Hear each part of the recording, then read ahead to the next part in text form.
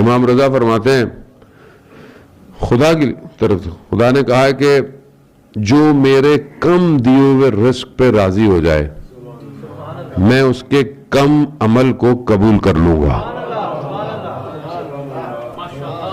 جو میرے کم دیے ہوئے رزق پہ، اس کا مطلب نہیں آپ کوشش نہیں کریں، محنت نہیں کریں نا، محنت کریں، کوشش کریں، اسٹرگل کریں، لیکن بہرحال انسان وہ محنت کر رہا ہے لیکن دیکھیں رکاوٹیں بھی ہوتی ہیں. بعض اوقات انسان کا کوئی نہ کوئی عمل بھی رکاوٹ بن جاتا ہے.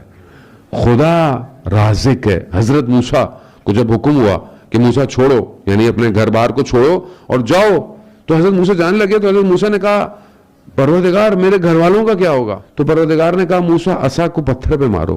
جب پتھر پہ مارا، پتھر ٹوٹا تو اس کے اندر ایک کیڑا تھا. کہا موسیٰ ہم اس کیڑے کو غذا دے سکتے ہیں تو ہم تمہاری اولاد کو بھی رزق دے سکتے ہیں. خود جب یہ انسان کو ہو تو انسان کوشش کرے، لیکن کہیں نہ کہیں انسان اپنے اعمال کو دیکھے. عزیزان محترم، بہت سارے لوگ ہم سے کہتے ہیں مولانا صاحب کو رزق کے لیے عمل بتائیں، تو ہم سارے جتنے عمل بتاتے ہیں فجر کی نماز کے بعد کے ہیں. تو آگے والا کہتا ہے مولانا صاحب فجر میں اٹھا نہیں جاتا. تو میں نے کہا اس لیے فجر کے بعد ہی کا عمل دیا تھا بھائی، کیونکہ رزق کا تعلق فجر کی نماز سے ہے. جو اپنی صبح کو سجدہ الہی سے نہ کرے اس کا دن کیا گزرے گا؟ جو صبح ہو تو انسان سجدہ کرے اس کو.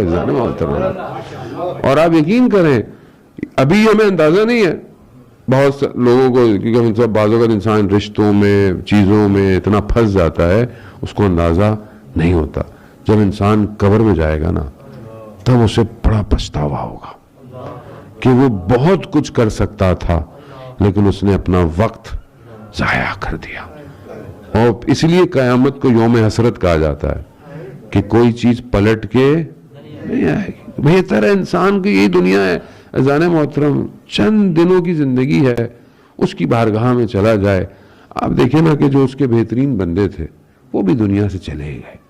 اگر رئیسی جیسی شخصیتیں کتنا کام کیا، کیا کام، ہمیں تو پتا بھی نہیں لوگوں نے اتنا کام کیا ہوگا انہوں نے، لیکن پھر بھی چلے گئے.